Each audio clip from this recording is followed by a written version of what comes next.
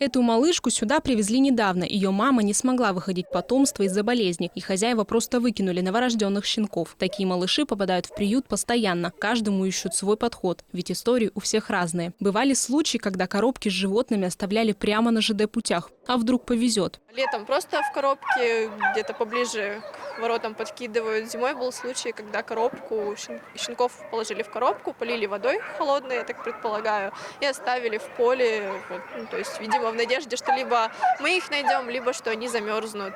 На данный момент в приюте почти 300 собак. Чтобы они были сыты и здоровы, каждый день необходимо около 100 килограмм корма. Но важна не только материальная поддержка. Также не хватает и рабочей силы. Приехать и убраться в вольерах или просто поиграть с собаками – уже огромная помощь. Сейчас на постоянной основе за животными ухаживают всего 2 человека. Навестить приют приехал и депутат Михаил Щапов. Здесь он завсегдатай и помогает собакам регулярно. Конечно, важно помогать приютам, потому что без помощи волонтеров такие приюты, такие общественные организации выжить не смогут.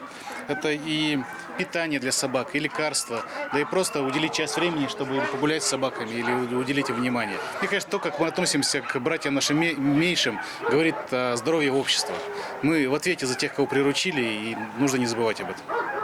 Каждый может уделить немного времени на помощь братьям нашим меньшим. Если в вашем городе есть приют для животных, заезжайте туда почаще. Здесь всегда рады любой, даже небольшой помощи.